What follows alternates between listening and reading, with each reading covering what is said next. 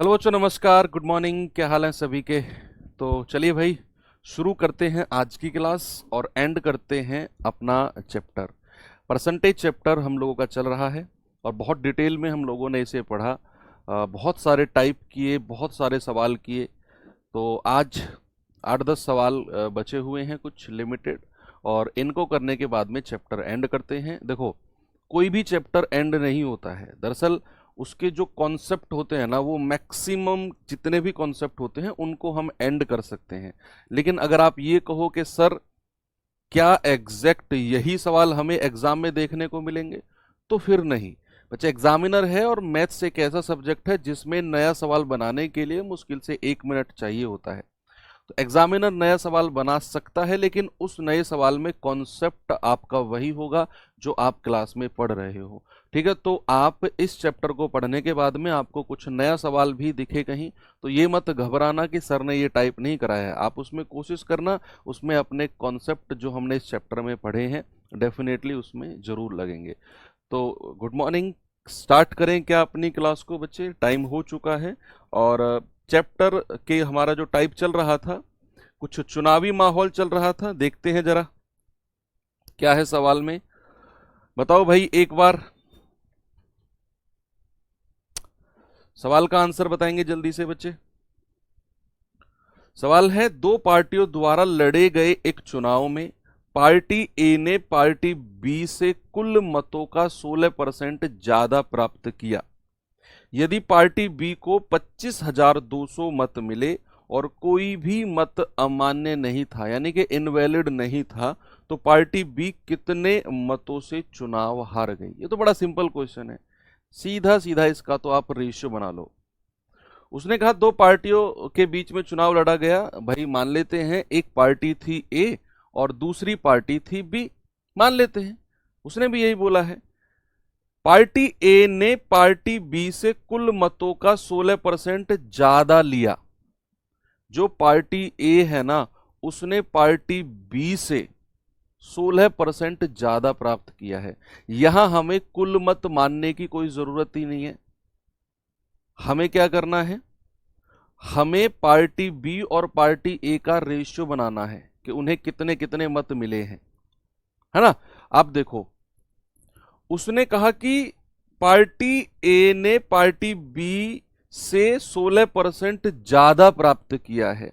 तो अगर मैं पार्टी बी को मान लू 100, अगर ये तो हमने परसेंटेज में सीखा है ना भाई, शुरू में ही। अगर मैं पार्टी बी को मान लू 100, तो पार्टी ए को कितना मिलेगा? 16% ज्यादा। तो पार्टी ए को कितना मिलेगा बच्चे? 116, है ना भाई। मैंने पार्टी बी को 100 माना, उसने कहा पार्टी ए ने पार्टी बी से 16% ज्यादा प्राप्त किए हैं। मैंने बोला कि अगर पार्टी बी 100 है तो पार्टी ए 116 लेकर जाएगी भैया अंक। यस, ये अनुपात बना लो, बस हो गया सवाल। उसने कहा कि यदि पार्टी बी को 25,200 मत मिले हो, किसको? पार्टी बी को। अगर पार्टी बी को 25,200 मत मिले हो, तो पार्टी बी कितने मतों से चुनाव हार गई है? ये आप बता दो। पार्टी बी कितने मतों से चुनाव हार गई? गुरुजी, मत अभेद होते हैं, क्या बोल रहे हो?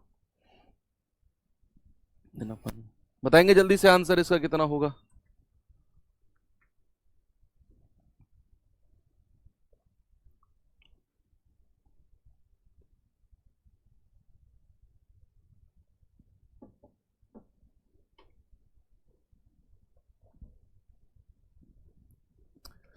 ठीक है भाई, तो यहां हम कह सकते हैं कि यदि पार्टी बी को 25,200 मत मिले हो, तो 100 यूनिट का मान कितना है?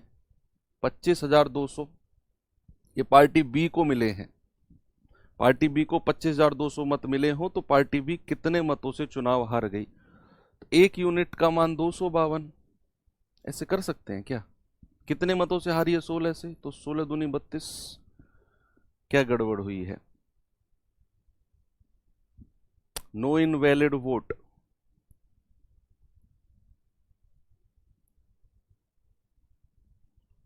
ओके, अगर हम इसे 100 मानकर करें, अगर हम इसे 100 मानकर करें कि मान लो कुल मत 100 है, ये मान लो कि कुल मत 100 है, ए और बी का अलग से अगर हम रेशियो बनाए, वहां तो हमने वैसे रेशियो बनाया, कुल मत 100 है, यानी कि ए और बी दोनों को मिलाकर 100 वोट मिले होंगे, ए और बी दोनों को मिलाकर 100 वोट मिले होंगे। सवाल कह रहा है कि पार्टी ए को पार्टी बी से 16% ज्यादा वोट मिले हैं, ए को बी से 16% ज्यादा वोट मिले हैं, यानी कि ये मैं कह सकता हूं ए को जो वोट मिले हैं वो बी का 116% है। बात तो तब भी वही बन रही है यहां पर, वो बी का 116% है। तो अगर मैं परसेंट हटाता हूं तो बटा 100 हो जाएगा, 2 से जाएगा 2 पंजे 10, 1 2 अट्ठे 16, ये 4 से ही चला जाएगा, 4 दूनी 8, तिया 4 नाम 36, और 4 से जाएगा 25 बार, ये 25 इधर आ जाएगा, यानी कि 25A बराबर 29B, 25A बराबर 29B। इसको हटाना जरा थोड़ा सा, तो यहां से A और B का रेशियो कितना आ गया भाई, A के सामने 29 और B के सामने 25। अब सवाल कह रहा है कि B को 25,200 मत मिले हैं, तो 25 यूनिट का मान कितना है, 25,200। तो 1 यूनिट का मान कितना आएगा, 25,200 बटे 25, तो 25 एकम 25 0, और 25 अट्ठे 200, 1 यूनिट का। कहां दिक्कत हो रही है?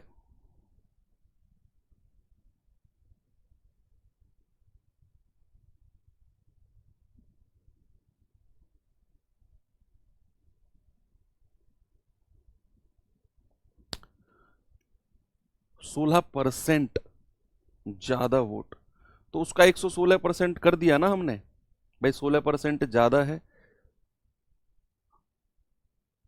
A secured 16% of the total votes. Okay, अच्छा कुल मतों का 16%, कुल मतों का 16% है। हम जो कर रहे हैं बच्चे वो गड़बड़ क्या है, देखो हम अभी तक पता है क्या कर रहे थे, हम कर रहे थे ए ने जो वोट लिए है ना वो बी से 16% ज्यादा है, इसीलिए बात नहीं बन रही थी, इसीलिए बात ज्यादा नहीं, इसलिए बात नहीं बन रही थी। लेकिन सवाल ने बोला है ए ने बी से कुल मतों का 16% ज्यादा, कुल मतों का 16% ज्यादा है, कुल मतों का, है ना। यानी कि यहां हम कह सकते हैं कि अगर अगर कुल मत, अगर मैं कुल मत मान लू 100R, अगर मैं कुल मत 100R मान लू, तो सवाल ने बोला है ए ने बी से कुल मतों का 16% ज्यादा प्राप्त किया है।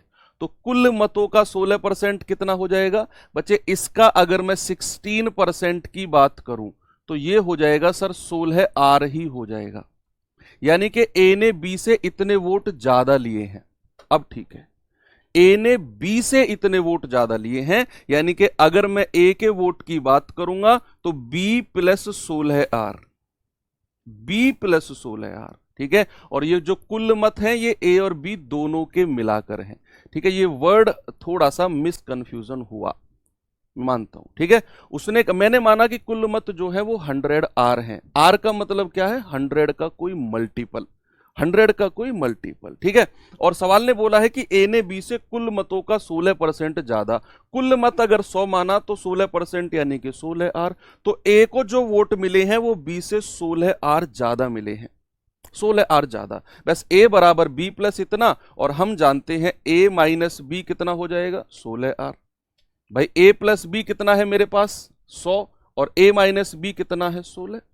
ए और बी की वैल्यू आराम से आप निकाल सकते हो कि भैया ए कितना हो जाएगा, दोनों को जोड़ेंगे, ए प्लस बी और ए माइनस बी को जो दिया हुआ है 100R प्लस 16R, मैं दूसरे तरीके से भी आपको करा दूंगा, ठीक है। ये आ जाएगा 58R, और बी कितना आ जाएगा, बी आ जाएगा, आप ए की वैल्यू यहां पर रख दो और उसे 100 में से घटा दो, तो बी जो है वो 100R माइनस 58R, ये आ जाएगा 42R, कितना 42R। तो ए और बी की आपको यहां वैल्यू मिल गई है। ठीक है भाई, आपसे बोला है कि जो बी को मिले हैं वो 25,200 हैं, तो 42 आर का मान कितना दिया हुआ है 25,200। एक यूनिट का मान या आर का मान कितना हो जाएगा 25,200 बटे 42। तो 21 दूनी 42, 21 एकम 21, 21 दूनी 42, 0 0 और 2 छिक्के 12 यानी कि 600। और आपसे कह रहा है कि जो ए को वोट मिले हैं वो बी से कितने ज्यादा हैं, या फिर बी कितने मतों से चुनाव हार गया। इन दोनों का डिफरेंस यानी कि 16 आर की वैल्यू आपसे पूछी है। तो बच्चे 16 आर का मान कितना हो जाएगा 16 गुणा 600, यानी कि 9600 वोटों से ए हार गया है, सॉरी बी हार गया है। Option number A. अब ये आप दूसरे तरीके से भी मैं आपको बता देता हूं कि दूसरे तरीके से आप इसे कैसे कर सकते हो। ठीक है, कोई दिक्कत नहीं है, कोई दिक्कत नहीं है। मैं एक बार दूसरे तरीके से भी इसे एक्सप्लेन कर देता हूं। थोड़ा सा हमें मिस रीडिंग हुआ यहां से, हमने किया ए को बी से उतने ज्यादा, लेकिन उसने बोला कि ए ने पार्टी बी से कुल मतों का 16% ज्यादा प्राप्त किया है। तो यहां चीजें थोड़ी सी बदली। तो मैं आपको एक और मेथड यहां एक बार एक्सप्लेन कर देता हूं।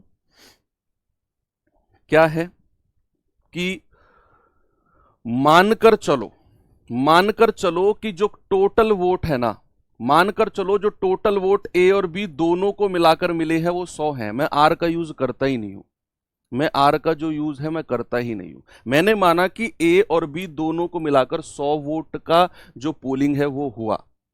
अब उसने कहा कि ए ने बी से 16% ज्यादा वोट लिए हैं, ए ने बी से 16% ज्यादा वोट लिए हैं।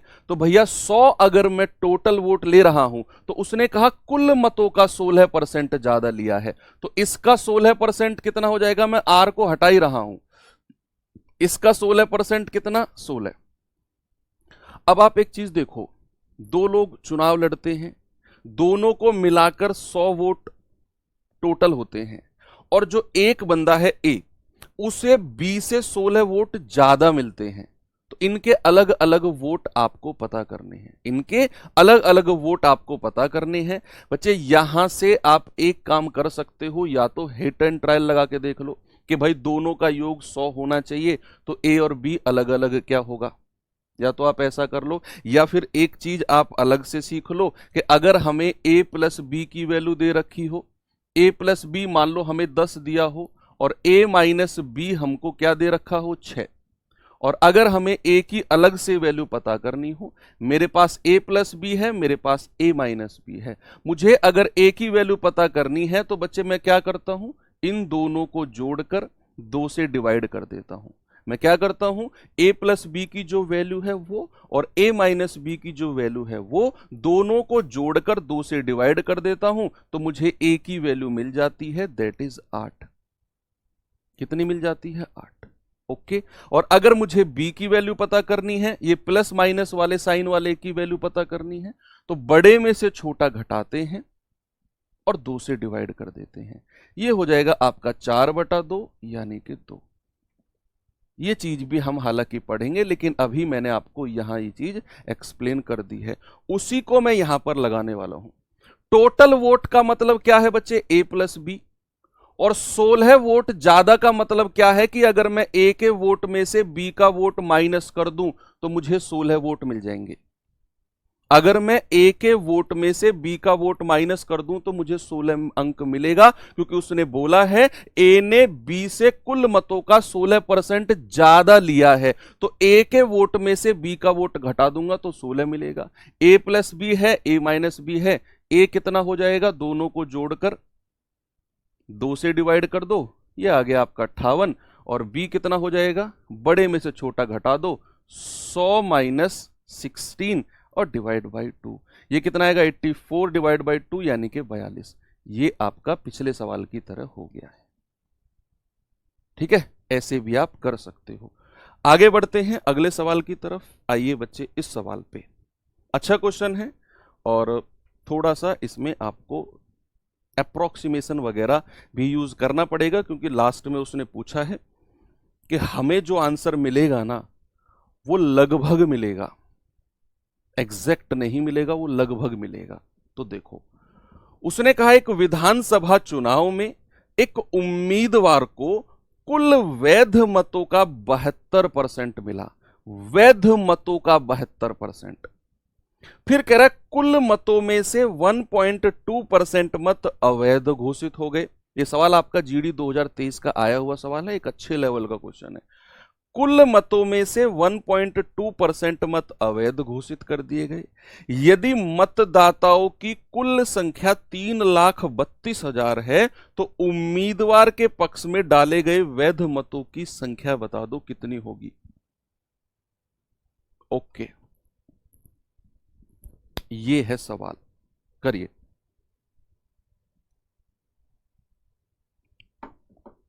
चलो देखते हैं भाई। उसने बोला कि यदि मतदाताओं की जो कुल संख्या है ना, जो टोटल वोट है, वो कितनी है? मतदाताओं की कुल संख्या या टोटल मत या कुल वोट कितने हैं? 3,32,000। 3,32,000 जो है ना, ये टोटल वोट है, टोटल वोट। अब उसने कहा इस टोटल वोट में से भैया 1.2% अवैध घोषित कर दिए गए। इस टोटल वोट में से 1.2% इनवैलिड हो गए। अब ये अगर टोटल वोट हैं और इसका 1.2% अवैध हो गए, तो क्या मैं इसका 1.2% निकालकर इसमें से माइनस कर दूं? है ना? क्या मैं इसका 1.2% निकालूं? भैया जो अवैध मत है उनको हटाना पड़ेगा।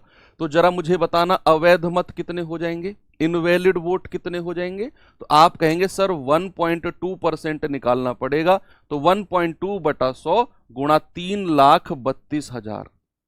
ठीक है, ये पॉइंट हटेगा, नीचे एक जीरो आएगा और 3 जीरो से 3 जीरो उड़ा दो। तो 12 दूनी 24 हासिल का 2, 12 तिया 36 और 2 38 हासिल का 3 और 12 तिया 36 और 3 39, यानी कि 3984 वोट तो अवैध घोषित हो गए।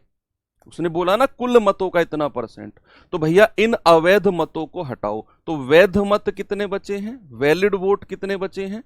तो 3,32,000 और उसमें से 3984 माइनस कर दो। तो 10 में से 4 गए 6, 9 में से 8 गया 1, 9 में से 9 गया 0, 11 में से 3 गए 8, 2 और 3। तो वैध मत हमको मिले हैं 32,08,016। ये वैलिड वोट है, वैध मत है। अब पहली लाइन पे आओ जरा। पहली लाइन में क्या बोला है कि एक विधानसभा चुनाव में उम्मीदवार को वैध मतों का 72% मिला, वैध मतों का 72%। और लास्ट की लाइन में उसने पूछा है कि उम्मीदवार को वैध मतों का कितना वोट मिला है। यानी कि ऊपर की लाइन में तो उसने कह दिया कि वैध मतों का 72% मिला, और नीचे कह रहा है बताओ वो संख्या, वो नंबर कितना है जो उसे मिला। तो सबसे पहले हमने क्या किया कि जो कुल मत दिए हुए थे 3,32,000, उसमें से 1.2% वोट हटाए, क्योंकि ये अवैध थे। तो 1.2% आया, इतना हटाया तो हमें वैध मत मिल गए इतने। बस इसका 72% निकाल दो, इसका 72% निकाल दो, तो हमारा आंसर आ जाएगा। तो उम्मीदवार के पक्ष में कितने पड़े हैं? 72 बटा 100 और गुणा 32,08,016। ये आपका जवाब होगा। और डेसिमल वगैरह में आएगा, लेकिन उसने पूछा है कि हमें एक पूर्णांक तक आंसर बताना है, एक पूर्णांक तक। तो सवाल एक अच्छे लेवल का है बच्चे, आपके एग्जाम में जो पूछा गया है। तो आप कह सकते हो 4 से जाएगा 18 बार और 4 से जाएगा 25 बार। 18 की गुणा करना जरा इसमें भाई। 18 छिक्के 108 हासिल का 10, 18 एकम 18 और 10 28 का 8 हासिल का 2, 18 0 0 वो हासिल का यहां आ जाएगा, 18 अट्ठे 144 हासिल का 14, 18 दूनी 36 और 14 50 का 0 हासिल का 5, 18 तिया 54, 54 और 5 59। और डिवाइड बाई किससे करना है? ये 25 से। आप बताना कितना आएगा भाई। 25 दूनी 50 9, 25 तिया 75 15, 25 छिक्के 150 4, 25 एकम 25 15 और 2 17, 25 सत्ते 175 3 और 25 एकम 25। यही हमारा आंसर हो जाएगा 23, 61, 71, ऑप्शन नंबर सी। यानी कि उम्मीदवार के पक्ष में जो वोट पड़े हैं वो पड़े हैं 2,36,171। बस आसान क्वेश्चन था। ओके, आगे चले। ये एग्जैक्ट नहीं कटा, डेसिमल में जाएगा, लेकिन उसने पूछा है पूर्ण संख्या तक ही हमको लेना है। आगे चले।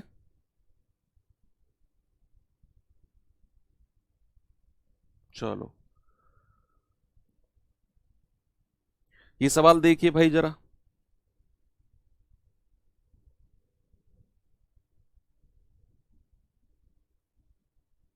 इस सवाल को करेंगे जरा बच्चे, क्या होगा इसका जवाब। 3 उम्मीदवार ए बी सी के बीच में एक चुनाव में पंजीकृत मतदाताओं में से 80% ने मतदान किया, और जिन लोगों ने मतदान किया है ना, वो सारे के सारे वोट वैध थे, वैलिड थे। अब कह रहा है उम्मीदवार बी को ए से 50% कम वोट मिले, बी को ए से 50% कम वोट मिले, और बी और सी द्वारा हासिल किए गए मतों की संख्या के बीच अंतर 10,000 था। यदि बी को सी से 10% अधिक वोट मिले तो मतदाता सूची में पंजीकृत मतदाताओं की संख्या। एसएससी जीडी 2023 का आया हुआ सवाल है, बताओ जल्दी से।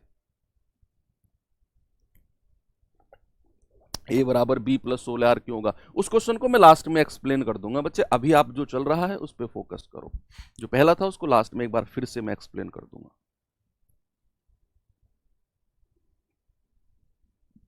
एक बच्चा कह रहा है इतना फास्ट क्यों क्लास करवा रहे हो सर, कोई 13वीं क्लास चल रही है, आज लेट जुड़े हो क्या। परसेंटेज की 13th क्लास चल रही है, 15 दिन से परसेंटेज ही पढ़ रहे हैं हम, फास्ट चल रहा है, क्या बात कर रहे हो।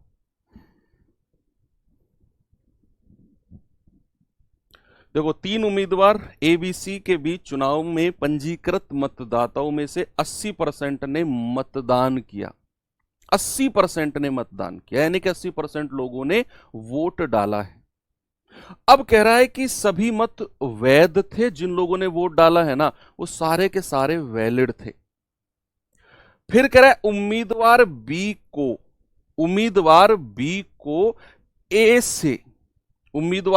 को ए से 50% कम वोट मिले, और बी एवं सी द्वारा हासिल किए गए मतों के संख्या के बीच अंतर 10,000 था, और कह रहा है बी को सी से 10% ज्यादा वोट मिले। आपको केवल 2 लाइन पे फोकस करना है, जिस पे मैं अंडरलाइन कर रहा हूं, ये वाली लाइन और ये वाली लाइन। यहां से आपको क्या करना है, ए बी सी का रेशियो बनाना है, कितने कितने वोट उनको मिले हैं। भाई उसने बोला है कि उम्मीदवार बी को ए से 50% कम मिले, तो अगर मैं ए और बी का अनुपात बनाने जाऊं, परसेंटेज की पहली 2-3 क्लास जिन बच्चों ने नहीं की है, ये रेशियो बनाने में उनको 150% उनको 150% उनको प्रॉब्लम आने वाली है। तो बढ़िया है, आप पिछली क्लास जाके जरूर करना। उसने कहा बी को ए से 50% कम मिले, तो अगर मैं ए को 100 मान लूं, तो बी को कितने मिले हैं, 50% कम, यानी कि 50 मिले हैं। तो भाई रेशियो कितना बन गया, 50 एकम 50, 50 दूनी 100। तो ये ए और बी का रेशियो हो गया। फिर उसने कहा बी को सी से 10% ज्यादा मिले हैं, बी को सी से 10% ज्यादा। अगर मैं सी को 100 मान लूं तो बी को कितना मिला होगा, 10% ज्यादा, यानी कि 110।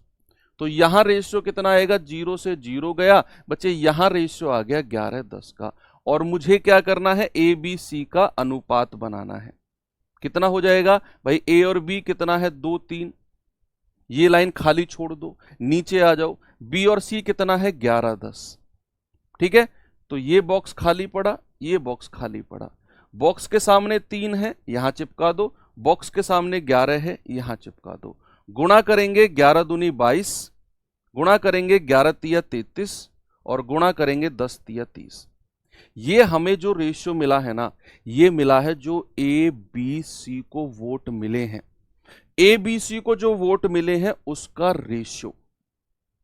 उसका रेशियो। अब उसने बोला है कि जो बी और सी द्वारा हासिल किए गए मत है ना, उनके बीच अंतर 10,000 का है।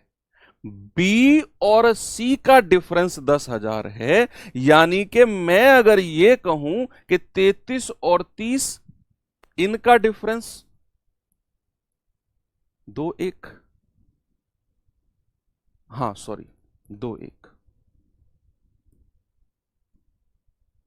2-1 और ये बॉक्स में भी 1, 11 दूनी 22, 11 एकम 11 और 10 एकम 10। सुनो, उसने कहा जो बी और सी का डिफरेंस है वो 10,000 है, यानी कि मैं यहां कह सकता हूं बी और सी का डिफरेंस कितना है, 1 यूनिट, और वो 1 यूनिट की वैल्यू किसके बराबर होगी, 10,000 के बराबर। तो सबसे पहले तो आप ये बताओ कुल वैध मत कितने हैं। आप सबसे पहले बच्चे ये बताओ, या कुल मतदान कितना है, ये आप मुझे बताओ, कुल मतदान हुआ कितना है। कुल मतदान का मतलब है कितने लोगों ने वोट डाला।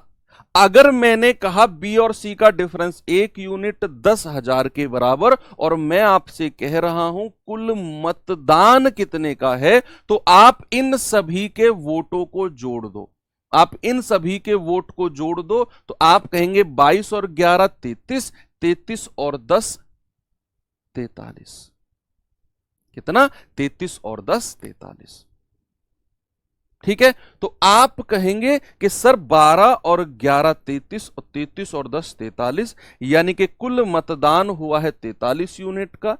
1 यूनिट अगर 10,000 तो 43 यूनिट कितना हो जाएगा, 10,000 से गुणा कर देंगे, यानी कि 4 3 और 4 टाइम्स 0। ये तो कुल मतदान है। बच्चे जरा पहली लाइन पढ़ना, उसने कहा एबीसी के बीच जो चुनाव हुआ है ना, उसमें केवल 80% मतदान हुआ। केवल 80% मतदान हुआ है, केवल 80%। तो यहां से क्या मैं एक बात कह सकता हूं कि जो ये 4,30,000 आया है, ये 80% की वैल्यू होगी। कुल मत का 80%, क्या मैं ये कह सकता हूं कि कुल मत का 80% 4,30,000 के बराबर होगा। कुल मत का 80%। भाई यहां जो हमने वोट निकाला है 4,30,000, ये तो हमने मतदान निकाला है, कितने लोगों ने वोट डाला, वो इन तीनों के वोट को जोड़ के आया 43 यूनिट, और 1 यूनिट 10,000 तो 43 यूनिट 4,30,000। इतने लोगों ने वोट डाला है। लेकिन सवाल ने कहा केवल 80% लोगों ने वोट डाला है, तो कुल मत का 80% बराबर इतना 100% कितना होगा, आपसे वही पूछा गया है। 100% कितना होगा बच्चे। 1% की वैल्यू कितनी है, 4,30,000 बटे 80, और हमें तो 100% की वैल्यू चाहिए, आप इसमें गुणा 100 कर दो, ये आपका जवाब आ जाएगा। और जल्दी से आप मुझे बता दो कितना बनेगा भाई। 4 से 0 से तो 0 उड़ा दो, 8 पंजे 40, 3 8 तिया 24, 6 8 सत्ते 56, 4 8 पंजे 40, ये मिल जाएगा 5375, और ये लास्ट में 2 0, तो 5375 लास्ट में 2 0, हमारा जवाब आ गया, ये रहा 5,37,750 ने। इतने लोग थे जिनके आधार कार्ड या फिर वोटर आईडी कार्ड बने हुए थे। ओके, ये अच्छे लेवल के क्वेश्चन है जो आपके एग्जाम में आए हैं, और ये लास्ट क्वेश्चन आप कर सकते हो। ठीक है, ये तो आसान क्वेश्चन है। इसे करने के बाद में फिर मैं आपको एक और टाइप के क्वेश्चन कराता हूं। भाई क्लास एंड होने जा रही है आपकी, तो इसमें अच्छे लेवल के क्वेश्चन तो बनते हैं ना। देखो, चमनलाल, अरशद और जगजीत सिंह ने कोई चुनाव लड़ा था, मतदान के सभी वोट वैध थे, यानी कि जितने लोगों ने वोट डाला ना, वो सारा का सारा वैलिड वोट था, सारा का सारा वैध मत था, वैलिड वोट था। फिर कह रहा है अरशद को कुल वोट का 35% वोट मिला। अरशद को 35% वोट मिला कुल वोट का। फिर कह रहा है चमन लाल को प्रत्येक 35 वोट में से 14 वोट मिले। ओके, फिर उसने कहा विजेता को सबसे कम वोट पाने वाले व्यक्ति की तुलना में 4950 वोट अधिक मिले, और कह रहा है मतदान हुए सभी वोटों की कुल संख्या कितनी है। पढ़ो एक बार सवाल को, फिर मैं आपको इसे एक्सप्लेन करता हूं। आप खुद से एक बार पढ़िए इसे।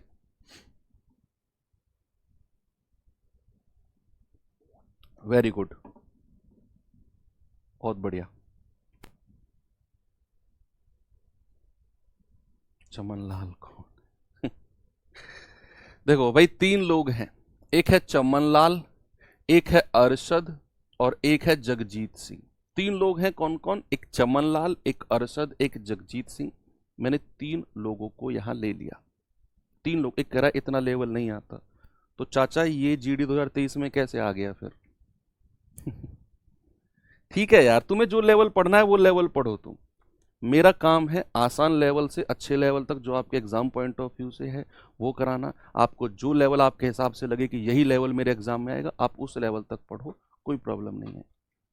सुनो, 3 लोग हैं, चमनलाल, अरशद और जगजीत सिंह। ओके, उसने कहा अरशद को कुल वोट का 35% मिला। अरशद को कितना मिला भैया? अरशद को मिला 35%। अरशद को मिला 35% टोटल वोट का, तो अरशद का 35% मैंने यहां लिख दिया। फिर उसने बोला चमनलाल के बारे में कि चमनलाल को प्रत्येक 35 वोट में से 14 वोट मिलते हैं। प्रत्येक 35 वोट में से 14 वोट मिलते हैं किसको? चमनलाल को। तो अगर मैं चमनलाल का परसेंटेज निकालने जाऊं, अगर मैं चमनलाल का परसेंटेज निकालने जाऊं तो भाई साहब चमनलाल को वोट कितने मिलते हैं? 14 वोट, और प्रत्येक 35 वोट में से, यानी कि हर 35 वोट की काउंटिंग अगर मैं करूं तो उस 35 वोट में से 14 वोट किसके हिस्से के होंगे? चमनलाल के हिस्से के होंगे। तो अगर मुझे चमनलाल का परसेंटेज निकालना है तो 14 वोट मिलते हैं और प्रत्येक 35 वोट में से, तो बटा 35 और गुणा 100, ये चमनलाल का परसेंटेज आ जाएगा कि कितने परसेंट चमनलाल को वोट मिलते हैं, कितने परसेंटेज। ठीक है, तो मैंने आपसे बोला कि चमनलाल को प्रत्येक 35 में से 14 वोट, यानी कि जैसे कोई डब्बा रखा हुआ है, सभी का, तीनों लोगों का वोट उसमें पड़े हुए हैं, आप 35 वोट निकालो और 35 वोट में से आप तीनों की अगर वोट अलग अलग करोगे ना, हर 35 में से 14 चमनलाल की वोट मिलेंगे। तो अगर चमनलाल का परसेंटेज निकालना है तो चमनलाल को जो वोट मिले हैं 14 ऊपर, और कितने वोटों की काउंटिंग हो रही है हर बार? 35 वोट को एक बार निकाल के देखा जा रहा है, बटा 35 गुणा 100। तो मैं कह सकता हूं 7 दूनी 14, 7 पंजे 35, 5 से जाएगा 20 बार और 20 दूनी 40, यानी कि चमनलाल का परसेंटेज कितना आ गया? चमनलाल का परसेंटेज आ गया 40। चमनलाल का परसेंटेज आ गया 40। अब टोटल परसेंटेज तो 100 होता है ना? चमनलाल 40 है, अरशद 35 है, तो जगजीत कितना होगा? 100% में से कितना माइनस करना है? 40 और 35 75। तो जगजीत के कितने परसेंट आ जाएंगे? 25। 75 कहां से आया सर? इन दोनों को जोड़कर, चमनलाल और अरशद को जोड़कर 75 आया, उसको 100 में से हटा दिया, तो जगजीत के 25% वोट हमको मिल गए। अब सवाल ने बोला कि जो विजेता है उसे सबसे कम वोट पाने वाले की तुलना में इतने वोट ज्यादा मिले हैं। भैया यहां जरा देखना, विजेता कौन है? जिसको सबसे ज्यादा परसेंटेज मिला। सबसे कम वाला कौन है? ये रहा। कितने परसेंटेज का अंतर है? कितने परसेंटेज का सर? 15% का अंतर है। और सवाल ने बोला है कि भैया उसे तो 4950 वोट ज्यादा मिले हैं, लेकिन मैंने परसेंटेज में देखा ये तो 15% वोट ज्यादा मिले हैं। तो क्या 15% की वैल्यू 4950 नहीं हो जाएगी? 1% की वैल्यू कितनी हो जाएगी? 4950 बटे 15, तो 15 तिया 45, 4 15 तिया 45 और 0। और हमें तो 100% की वोट निकालनी है ना? मतदान हुए सभी वोट, तो 330 गुणा 100, और आप कहेंगे सर 33,000। 33,000। ऑप्शन नंबर ए बिल्कुल सही है। सवाल में वास्तव में कुछ भी नहीं था।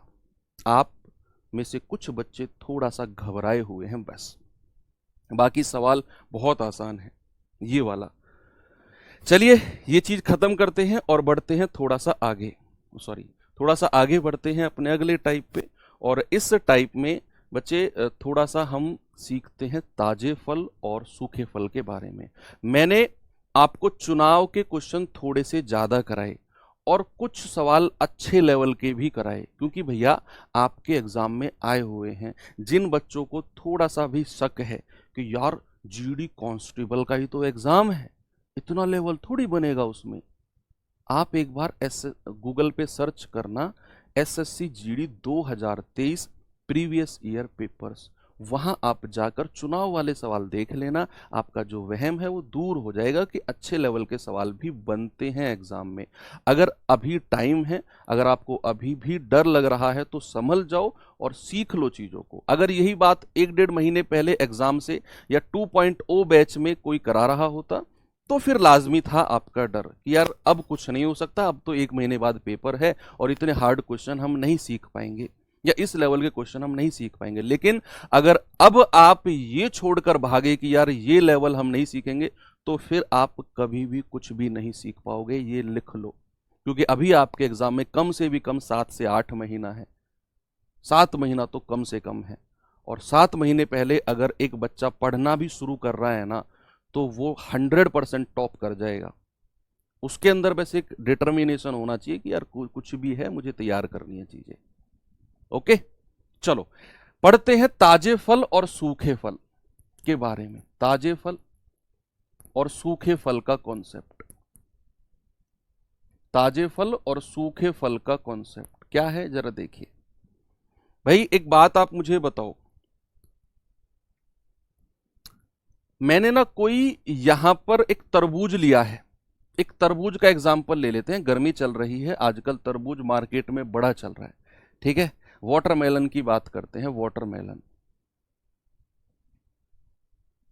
वाटरमेलन की बात करते हैं।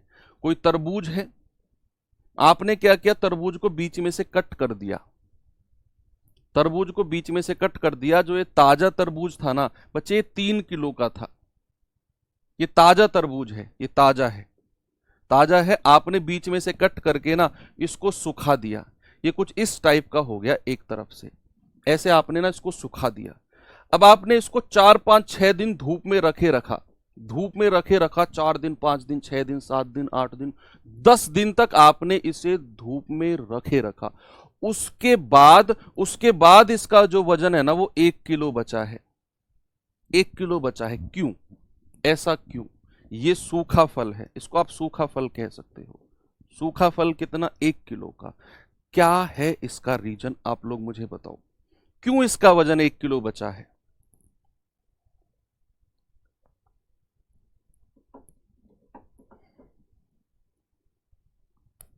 बताओ। एक ताजा फल था तरबूज, उसका जो वजन था वो 3 किलो था, वो सूख गया क्योंकि धूप में 8-10 दिन हमने उसको काट के रखे रखा, 1 किलो का वो बचा।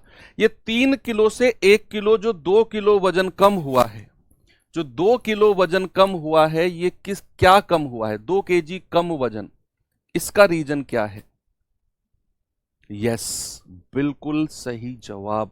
आप कह रहे हो कि सर जो ये तरबूज है ना, ये किस किस चीज से मिलकर बना है? भैया ये तरबूज मिलकर बना होता है, एक तो पानी, एक तो पानी, और प्लस हिंदी में बोलते हैं गूदा और इंग्लिश में बोलते हैं पल्प। भैया वाटर और पल्प से मिलकर बना होता है ना। इसमें 2 चीज होती हैं, एक तो पानी और एक पल्प। वाटर और पल्प यानी कि 2 चीजों से मिलकर पल्प, सॉलिड पार्ट जो होता है ना। अब जब भी आप इसे धूप में रखोगे तो एक केमिस्ट्री का प्रोसेस है कि वाष्पीकरण होगा, इवेपोरेशन होगा। वाष्पीकरण क्या होता है? पानी का उड़ जाना, है ना भाई। धूप में आपने देखा होगा जो तालाब होते हैं, पोखर होते हैं, सूख जाते हैं।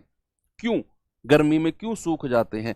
क्योंकि इनका जो पानी होता है ना, गर्मी जब ऊपर से पड़ती है, धूप की किरणें भाई साहब गजब लेवल की पड़ती है ना, तो पानी उड़ जाता है, सोख मतलब इवेपोरेट हो जाता है पानी, है ना।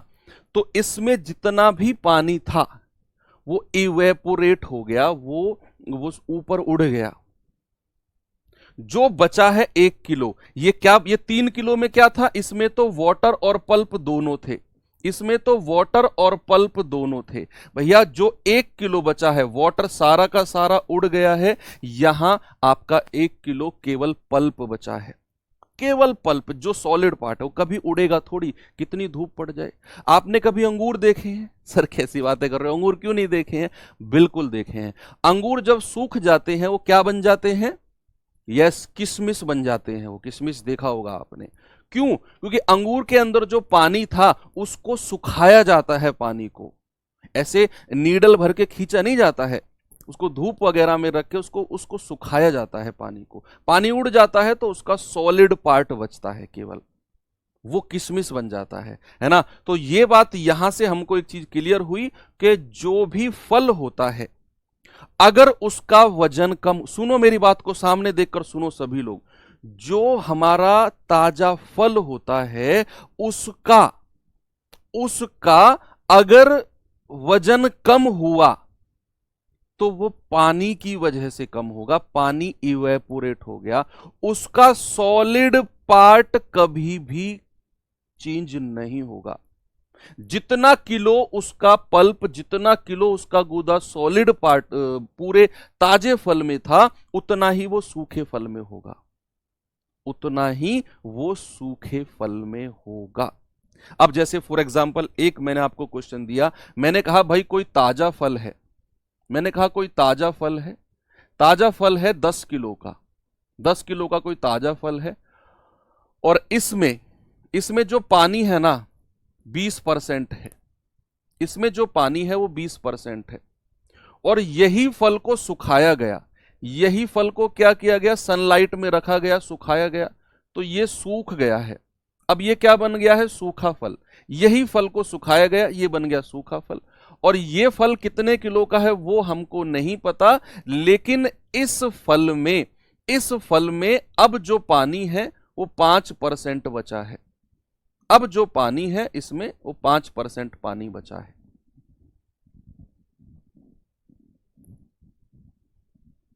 आपको बताना है सूखा फल कितने किलो का है, कितने किलो का सूखा फल बचा है। यह सवाल आपके पास अब आया।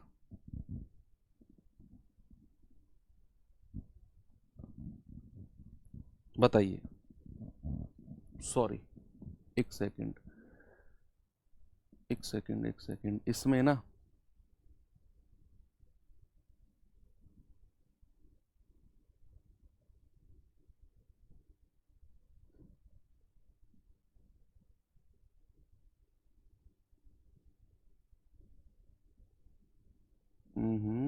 हाँ, एक सेकंड, मुझे इसको बनाने दो सवाल को।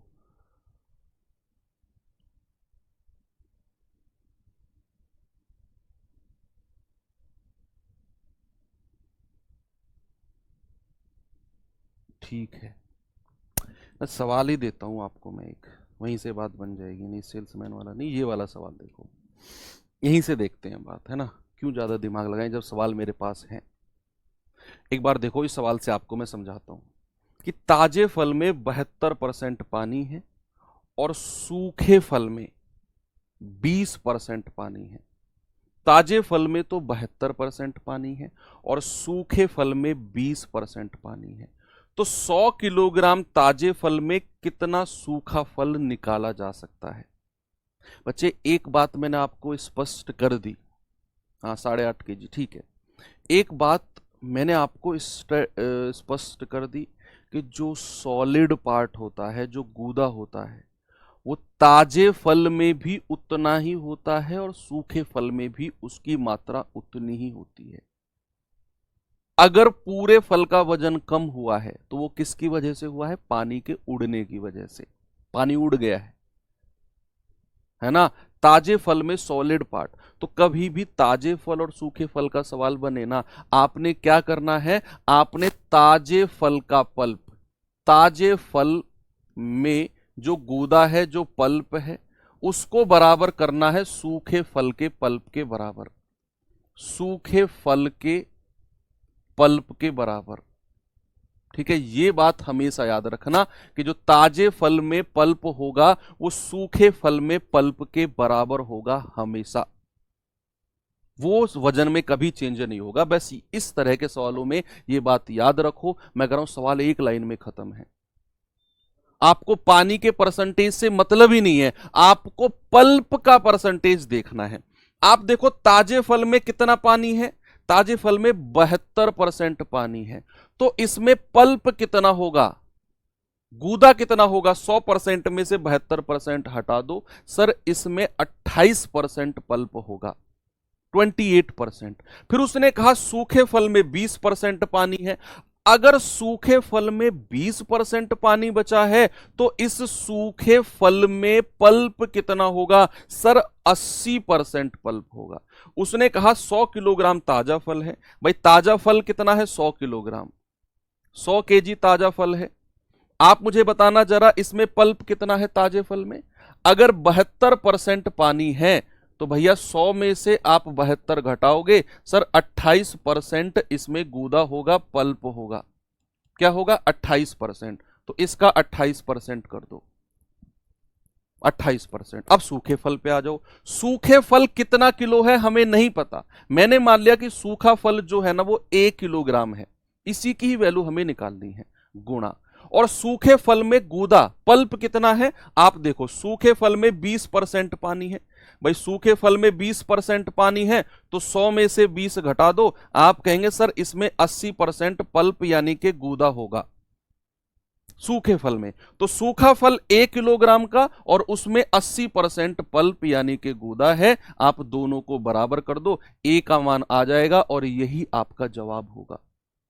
पानी का परसेंटेज से आपको 100 में से घटाकर गूदा का पल्प परसेंटेज निकालना है। गूदा होता है जो सॉलिड पार्ट होता है किसी भी फल में, सॉलिड पार्ट जिसे आप चबा चबा के खाते हो उसको बोलते हैं पल्प। ठीक है, उसको आपने बराबर करना है। बच्चे परसेंटेज से परसेंटेज उड़ा दो, 20 चौके 80 और 20 पंजे 100, 4 से जाएगा 4 सत्तू 28 और 7 पंजे 35। तो यहां से हमें सूखा फल कितने किलो मिल गया, 35 किलो। ऑप्शन नंबर 4 यही मेरा सही जवाब होगा। ठीक है, आगे चलते हैं। नेक्स्ट ये रहा हमारा अगला अगला क्वेश्चन। बताओ इसमें क्या आंसर होगा इसका।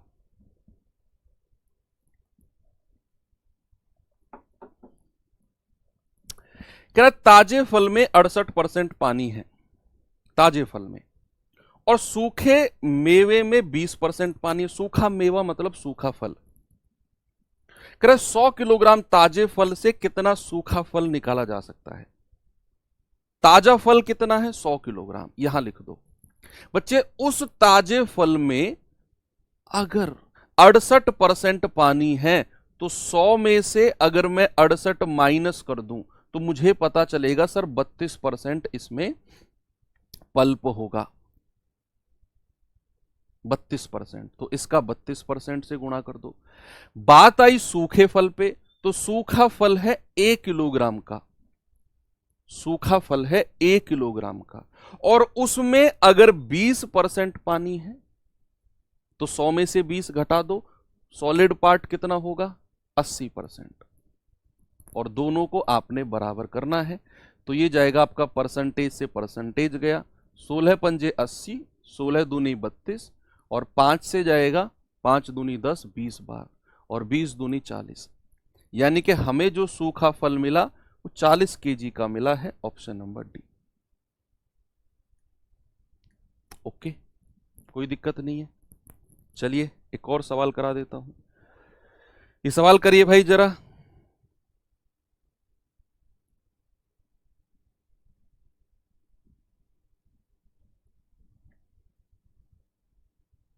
बताओ जल्दी से बच्चे, इस सवाल का जवाब क्या होगा।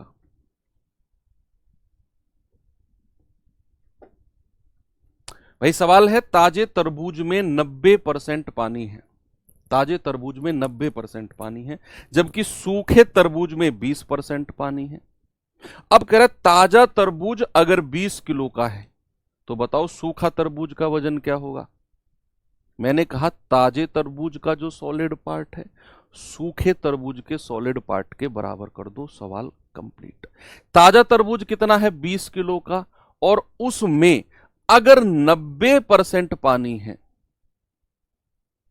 उसमें अगर 90% पानी है तो उसमें सॉलिड पार्ट कितना होगा?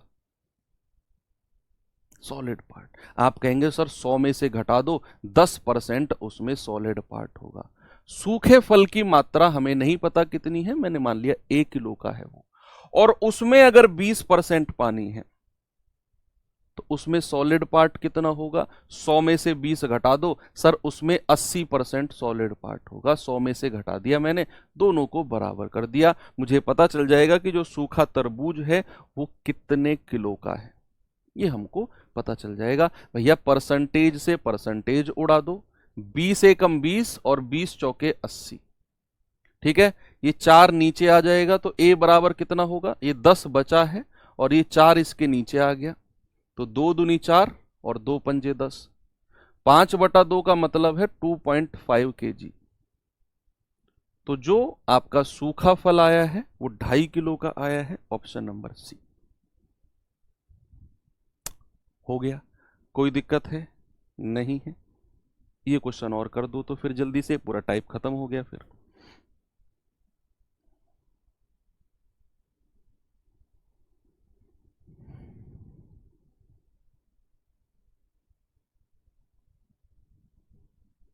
सवाल है ताजे अंगूर में 80% जल है, ओके, जबकि सूखे अंगूर में 10% जल है। सूखा अंगूर यानी कि वो किशमिश बन जाता है। कह रहा सूखे अंगूर के वजन 250 किलोग्राम हो तब, सॉरी हो जब ये ताजा था, यानी कि 250 किलोग्राम है जब ये अंगूर ताजा था, तो आपको बताओ इनका वजन कितना रहा होगा सूखने के बाद? सूखने के बाद इनका वजन कितना रहा होगा? भाई ताजा अंगूर कितने किलो का है? 250 किलो का। ताजा अंगूर कितने किलो का है? आप कहेंगे सर 250 किलो का, ठीक है। और उसमें अगर 80% जल है तो सॉलिड पार्ट कितना होगा? सर 20% होगा। सॉलिड पार्ट कितना होगा भाई? 20% होगा, 20% होगा, है ना। इस ताजे फल का 20% सॉलिड पार्ट होगा। सूखा फल कितने किलो का है हमें नहीं पता, मैंने 1 किलो का मान लिया। और उस सूखे अंगूर में अगर 10% पानी है तो उसमें सॉलिड पार्ट कितना परसेंट होगा? आप कहेंगे 100 में से 10 घटा दो सर, 90% जो होगा ये सॉलिड पार्ट ही होगा।